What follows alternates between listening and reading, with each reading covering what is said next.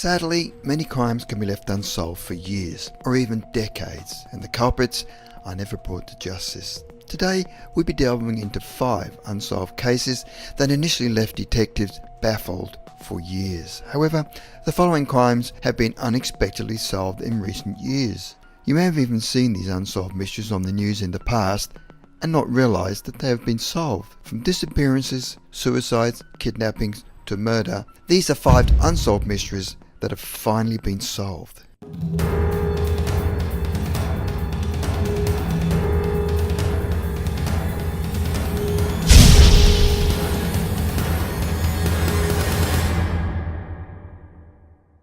Number 5. Laurie Ruff. In 2004, a man named Blake Ruff married the love of his life to a woman named Laurie Kennedy. Laurie was often seen as a secretive woman who refused to speak of her past. The couple later had a child. However, Laurie's behaviour put a strain on their marriage, as she would not let her in-laws have contact with their child. This behaviour eventually led to them divorcing. Unfortunately, in 2010, Laurie committed suicide, leaving her family a mysterious box that would reveal Laurie's true past.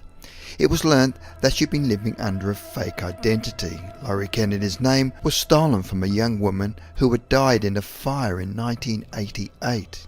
It was soon realised that Laurie Ruff was an identity thief. However, her true origins remained a mystery until 2016. This unsolved mystery would be solved after genetic genealogist Colin Fitzpatrick signed up to help solve the case, leading police to the Cassidy family, who had a daughter named Kimberly McLean. Kimberly ran away from home in 1986 after her parents divorced.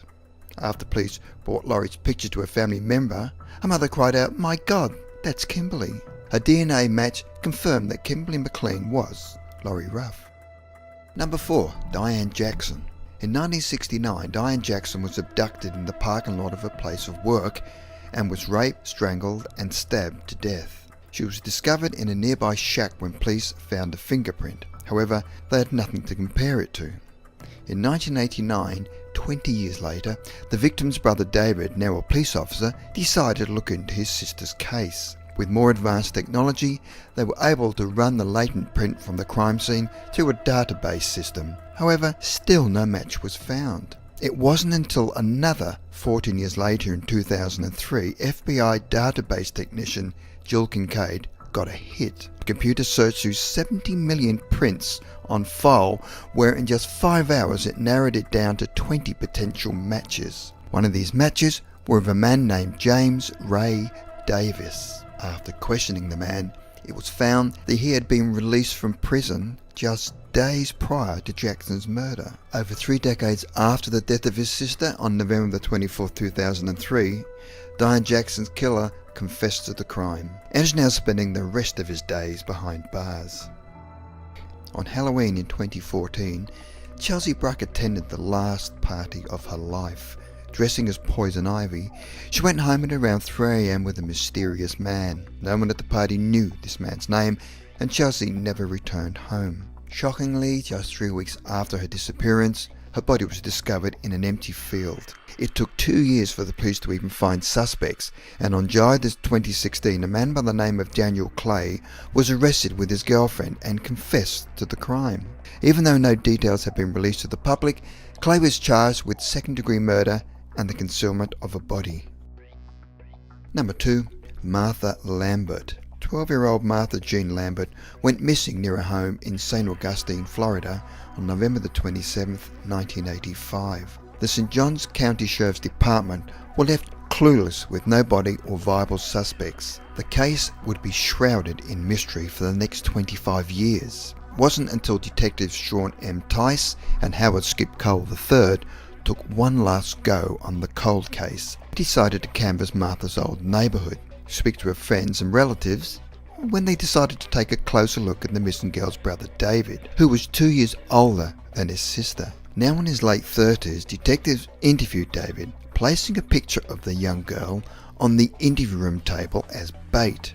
After 20 hours of relentless questioning, the shocking truth was finally revealed. On the night of the disappearance, Martha and her brother went to play at the abandoned Florida Memorial College, which was filled with scrap metal. He states he gave his sister money to go to the store. When Martha asked him for more, He declined. Angry at her brother, 12-year-old Martha hit him. In retaliation, David pushed his sister. She fell backwards, landing on a protruding metal spike, which impaled her skull. Scared, David buried the body in a shallow grave and kept the secret for over 2 decades. David was never charged due to the statute of limitations and other mitigating factors. Martha's body was never found due to construction in the area. Number 1. Carrie Lynn Nixon. On the night of June the 22nd, 1987, 16-year-old Carrie Lynn Nixon left her home to run an errand for her dad at around 9:30 p.m.